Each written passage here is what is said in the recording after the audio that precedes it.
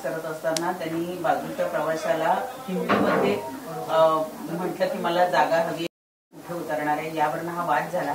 आणि इतर जे तरुण होते, जे मराठी तरुण होते, त्यांनी या मुलाला मारहाण केली. मुळात आत्महत्या करणारा तरुण सुद्धा मराठीच आहे.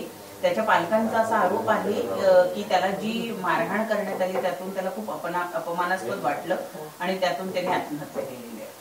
मुळात असं आहे, ही जी परप्रांतीय लोकांची जी दादागिरी चाललेली आहे, मग ती लोकलमध्ये असेल किंवा बाहेरच्या ठिकाणी असेल, ही दादागिरी मोडून काढण्याचं काम हे मला असं वाटतं सर्व महाराष्ट्रातल्या मराठी जनांनी एकत्र येऊन केलं पाहिजे. या परप्रांतीयांना पाठिंबा देणारे जे लोक आहेत त्यांनी ते लोक तोंडात मूग गिळून का गप्प बसलेत हा आमचा प्रश्न आहे. हे लोक आता ह्याच्यावर का बोलत नाहीये? इतर सगळ्या गोष्टींवर बोलणारे पक्ष, भारतीय जनता पक्षासारखे, हे लोक का गप्प आहेत? मराठी मुलाला न्याय मिळण्यासाठी महाराष्ट्र नवनिर्माण सेना त्या कुटुंबाच्या पाठी उभी आहे आणि त्याला न्याय मिळवून देऊ. आणि जे कोण दोषी असतील त्यांच्यावर कारवाई झाली पाहिजे ही आमची याच्यामध्ये मागणी आहे.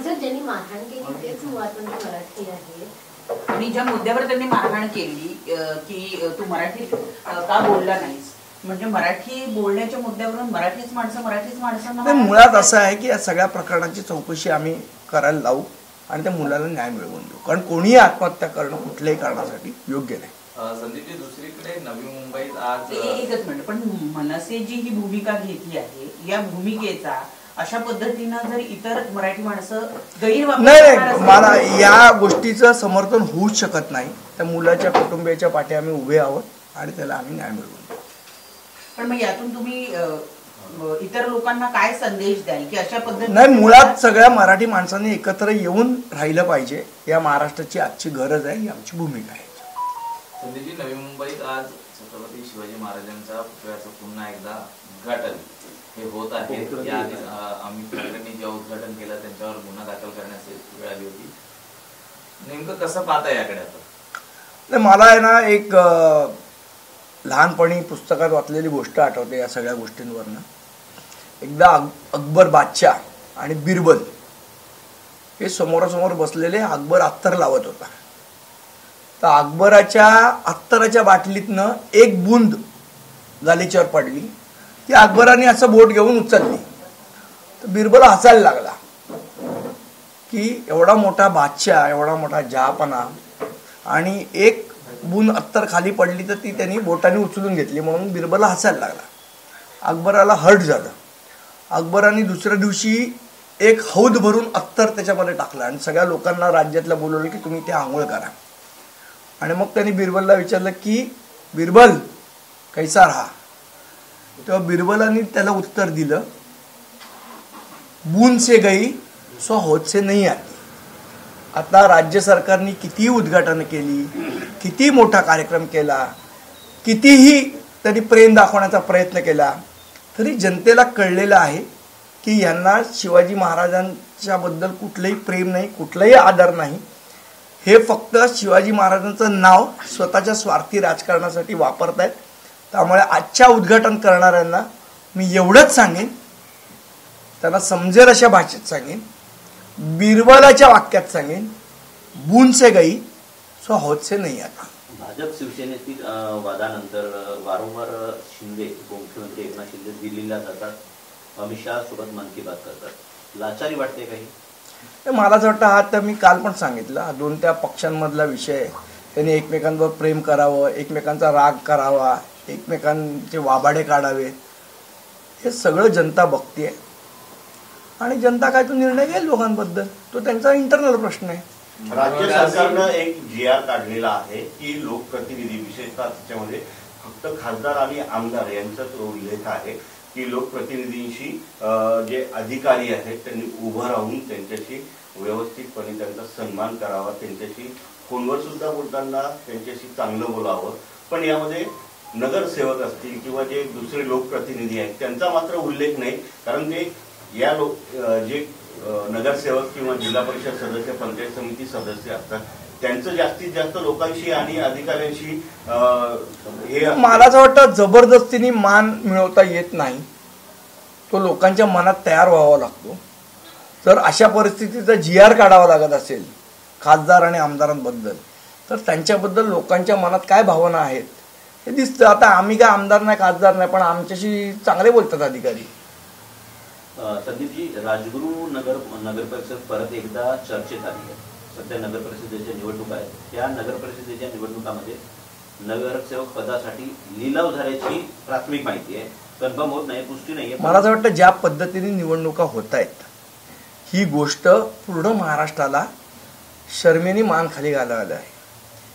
एका नगराध्यक्ष पदासाठी एका बाईला, एका महिलेला 50 लोकांचं पोलीस संरक्षण घेऊन फॉर्म भरावा लागतो. निवडणूक आयोग तिचा फॉर्म बाद करते आणि तिकडचा माणूस हे अभिमानाने सांगतो की माझ्या समोर कोणी उभे नाही. मला असं वाटतं अशा पद्धतीची लोकशाही ही महाराष्ट्राला अपेक्षित नाही. हे पहिले उत्तर प्रदेश बिहारमध्ये व्हायचं, ते महाराष्ट्रात होतंय. महाराष्ट्राची सामाजिक स्थिती, सामाजिक व्यवस्था, सामाजिक स्वास्थ्य हे ढासळत चाललंय, हे याचं लक्षण आहे. पालिका निवडणुकीसाठी, मुंबई महापालिका निवडणुकीसाठी 12 लाख मतदार वाढलेले आहेत. या 12 लाख मतदारांची सुद्धा तुम्ही आमची तपासणी चालू आहे. कालच याद्या आलेल्या आहेत आमच्याकडे. प्रत्येक शाखेत त्याचं यादी वाचन होतंय आणि त्याच्यावर जी ऑब्जेक्शन घ्यायचे ते आमचे शाखाध्यक्षांपासून विभागाध्यक्षांपर्यंत सगळेजण त्या तयारीला लागलेले आहेत. राज्य सरकारने एक लाडकी बहीण योजना आणली होती, त्यामध्ये शासकीय काम म्हणजे नोकरी करणाऱ्या महिला सुद्धा असल्याचं निष्पन्न झालेलं आहे. आता काय झालंय, मुळात पैसे वाटा आणि मतं मागा. तर आम्ही पण विचार करतो की कुठल्या तरी बँकेला अप्लिकेशन द्यायचं आणि 10 ग्रॅम सोनं वाटायचं. संदीप सर, तुम्ही सर्व विरोधी पक्षांनी एकत्रित येऊन मोर्चा काढला तो म्हणजे त्यासाठी, आणि त्यानंतर आता शरद पवार स्वतः बोलतात की ज्या आगामी निवडणुका आहेत त्या निवडणुकीमध्ये मनसेला एकत्र घेऊन महाविकास आघाडी म्हणून आपण ही निवडणूक आहे ती लढूया, अशी चर्चा आहे. काय वाटतं, मनसे म्हणून तुम्ही त्यांच्यासोबत जाऊन आणि त्यांच्यासोबत बसून ज्या निवडणुका त्याला मुळात हा प्रश्न यालाच एक अनुसरून आहे. उद्धव ठाकरे वर्षा गायकवाड यांच्याशी काल त्यांच्या संपर्क झाल्याची माहिती मिळते आणि काँग्रेसनी पण आमच्या सोबत यावं असं ते म्हणतात, परंतु वर्षा गायकवाड म्हणतायत. एक मिनिट, मी पहिली एक गोष्ट क्लिअर करतो. महाराष्ट्र नवनिर्माण सेना महाविकास आघाडीचा भाग नाही. महाराष्ट्र नवनिर्माण सेना हा स्वतंत्र पक्ष आहे. आमच्या पक्षाचा निर्णय हे सन्मान्य राजसाहेब ठाकरे घेत असतात. त्यामुळे वर्षा गायकवाड काय बोलतात, उद्धवसाहेब ठाकरे काय बोलतात, उद्धवसाहेब ठाकरे वर्षा गायकवाडांची काय बोलतात, वर्षा गायकवाड जाऊन पवार साहेबांची काय बोलतात, पवार साहेब जाऊन मनसेबद्दल काय बोलतात, याच्याशी आम्हाला देणं घेणं नाही. आमचा निर्णय राजसाहेब ठाकरे करतील आणि योग्य वेळी करतील. मध्यस्थीची भूमिका मनसेला सोबत घेण्यासंदर्भातली स्वतः पवारसाहेब ठाकरे हे करत असताना पाहायला मिळत आहेत. मला असं वाटतं मी क्लिअर केलं तुमच्या प्रश्नाचं उत्तर. बरं संदीपजी, गेले काही दिवस आता निवडणुका जवळ आल्यामुळे सगळ्याच राजकीय पक्षांचा आपापल्या वॉर्डांची तपासणी सुरू झालेली आहे. कुठे कोण किती ताकदीचं आहे याचं तपासणी सुरू झालेली आहे. जी माहिती मिळते सूत्रांकडनं त्यानुसार मनसे आणि युबीटी यांच्या सुद्धा जागा वाटपांच्या चर्चांना प्राथमिक दृष्ट्या सुरुवात झालेली आहे. साधारणतः चर्चा कुठपर्यंत आलेली आहे? आणि मला असं वाटतं तुम्हाला जी माहिती सूत्रांकडनं मिळाली आहे त्या सूत्रांकडनं तुम्ही बाकीची माहिती पण घ्या. तर एक शेवटचा प्रश्न आहे. पुणे जमीन घोटाळा प्रकरणी एक काल त्यातली एक मुख्य आरोपी जी आहे शीतल तेजवानी, त्यांना चौकशीसाठी बोलावण्यात आलं होतं आणि चौकशी नंतर त्यांना चौकशी दरम्यानच VIP ट्रीटमेंट देण्यात आलेली आहे. अगदी एखाद्या काल अंजली दमन यांची सुद्धा चौकशी होती, पण त्या त्यांच्या गाडीने आल्या होत्या, जेव्हा की शीतल तेजवानी यांना पोलिसांच्या गाडीतून आल्या आणि पोलिसांनी त्यांना त्यांच्याच गाडीतून सोडलं सुद्धा. तर शीतल तेजवानी यांना VIP ट्रीटमेंट दिली जाते अशा आरोप. आणि FIR मध्ये पार्थ पवारांचं नाव सुद्धा नाही. असं वाटतं सध्या तेजवानी, ललवानी, वासवानी सगळ्यांचे दिवस चांगले आहेत. आणि जिथे पार्थ पवार आहेत, अजित पवार त्यांचे वडील आहेत, अख्खी सत्ता त्यांच्या पाठी आहे, तर तेजवानींना म्हणजे मला काय आश्चर्य नाही वाटतं VIP ट्रीटमेंट मिळाली. मग ते अपेक्षित आहे, ते प्रकरण दडपणारच आहे. तुम्ही बघा या सगळ्याचा सिक्वेन्स बघा. पहिलं प्रकरण मिळालं मुरलीधर मोहोळ जैन ट्रस्टचं, बरोबर. ते प्रकरण निघालं, त्याची मीडियामध्ये 2 दिवस चर्चा झाली. ते प्रकरण बंद करण्यासाठी पार्थ पवारांचं प्रकरण निघालं. हे का आधी माहीत नव्हतं काय तिथल्या लोकांना की असं असं चालू आहे? पार्थ पवारांचं प्रकरण निघालं, मुरलीधर मोहोळांची चर्चा बंद झाली पुण्यातली, मीडियानी पण दाखवणं बंद केलं. हे सगळे गेम यांचे आपापसात चालू आहेत, यांच्या आपापसात कुरघड्या चालू आहेत. आता उद्या पार्थ पवारांचं पण प्रकरण बंद करण्यासाठी अजून एक 4थं प्रकरण निघू शकतं. पण या संपूर्ण प्रकरणात रजिस्ट्रेशनसाठी जी कागदपत्र, मला वाटतं आपण ज्या पद्धतीने हे प्रकरण निघालं की त्या प्रकरणाच्या पाठी धाव, ते प्रकरण निघालं की त्या प्रकरणाच्या पाठी धाव, कुठेतरी कॉन्सन्ट्रेशन केलं पाहिजे आणि ह्या गोष्टी आपण समजून घेतल्या पाहिजेत. यामध्ये एक महत्वाचा मुद्दा हाच आहे की रजिस्ट्रेशनसाठी वापरण्यात आलेली कागदपत्र ही पूर्णतः चुकीची आहेत असं स्पष्टपणे त्या समितीचं मत आहे, जी समिती खरगे समिती नेमण्यात आलेली आहे. दुसरा यातला महत्वाचा मुद्दा हा आहे की महार ज्यांची नावं, महारत्नाची नावं जी कशी चढली हे देखील अजून शासनाला माहिती नाही. आणि दुसरं की शासनाचं यात कुठलं नुकसान झालं नाही ना, जमीन व्यवहार झाला नाही. मात्र बावनकुळे म्हणाले होते की 41 कोटीचा आम्ही त्यावरती दंड आकारू. मग तो नेमका कुठल्या आधारावरती आकारला जात आहे किंवा हे नेमकं काय चालू आहे यावर आपली काय मत आहे? मला वाटतं बावनकुळे साहेबांना तुम्ही भेटता, ते महसूल मंत्री आहेत. मला प्रश्न विचारल्यापेक्षा प्रश्न महसूल मंत्र्यांना विचारला पाहिजे.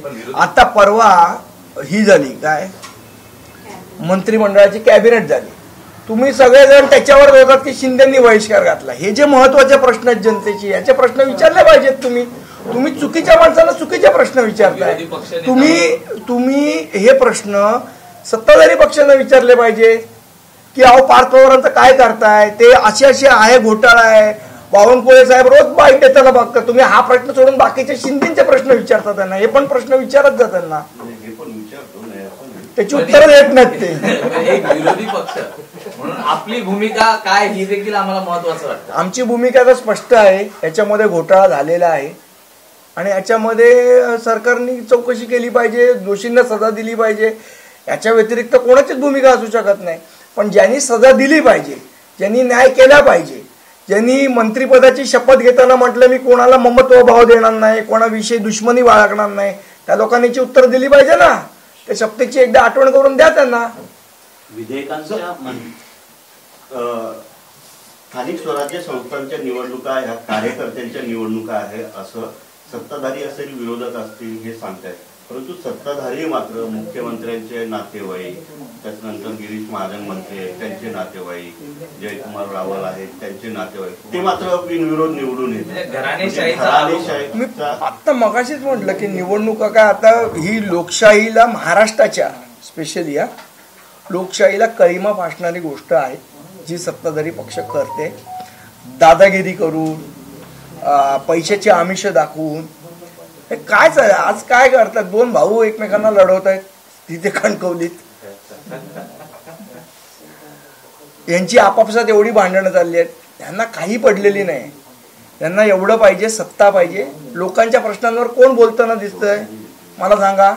आत्ता गेले 15 दिवस काय चाललंय, शिंदे नाराज आहेत, ते दिल्लीला गेलेत. ह्याच्यात लोकांचे प्रश्न कुठे आले? काल आम्ही महानगरपालिकेतला एक मोठा भ्रष्टाचार उघड केला, कुठे चर्चा होते? आज माध्यम तरी काय कशात इंटरेस्टेड आहेत? ह्यांची भांडणामध्ये नाही इंटरेस्टेड आहेत, लोकांच्या प्रश्नामध्ये कोण इंटरेस्टेड आहे? कोणीच नाहीये. आम्ही सतत लोकांचे प्रश्न मांडत राहू, आमचा संघर्ष आम्ही करत राहू. एक लोकांचा प्रश्न आहे, विधेयकांच्या मंजुरीसाठी राष्ट्रपती आणि राज्यपालांवर वेळेचं बंधन घालता येऊ शकतं का, अशी एक याचिका दाखल झाली होती सर्वोच्च न्यायालयामध्ये. त्याच्यावरती सर्वोच्च न्यायालयाचे मुख्य न्यायाधीश सरन्यायाधीश भूषण गवईंचा निर्वाळा आहे की राज्यपालांवर किंवा राष्ट्रपतींवर अशा प्रकारचं वेळेचं बंधन घातलं जाऊ शकत नाही. मला असं वाटतं आता माझ्यापेक्षा कॉन्स्टिट्यूशन त्यांना जास्ती कळते, ते सरन्यायाधीश आहेत, तर त्यांनी दिलेला निर्णय योग्य असेल.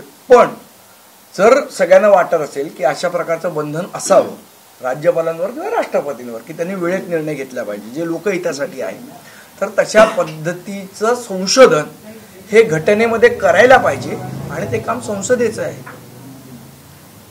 संसदेने त्या प्रकारे त्याच्यामध्ये जर शेवट कसं आहे, कुठलाही न्यायाधीश संसदेमध्ये काय करावं हे सांगू शकत नाही, पण घटनेत काय लिहिलंय त्याचं फोड करू शकतो, त्याचं विश्लेषण करू शकतो, त्याप्रमाणे निर्णय देणं हे न्यायाधीशांचं काम आहे. पण संसदेमध्ये कुठल्या घटनेत दुरुस्ती झाली पाहिजे हे संसदेचं काम आहे. आता संसद सध्या ज्या पद्धतीने झोपलेली आहे, मला असं वाटत नाही की काय होईल असं त्याच्यामध्ये. सचिन वाझेंनी एक याचिका दाखल केलेली आहे की माजी गृहमंत्री अनिल देशमुख यांच्यावरती जो मनी लॉन्ड्रिंग प्रकरण आहे त्याच्या विरोधातली त्यांच्या संदर्भातली जी कारवाई आहे ती रद्द करावी. त्यामध्ये कुठलंही एकूणच स्पष्ट भूमिकाही दिसत नाहीये. त्यामुळे ती याचिकेकडे आपण कसं पाहता, एकूणच या मागणीकडे ज्याच्यावर याचिका वाचली नाही, मला माहित नाही,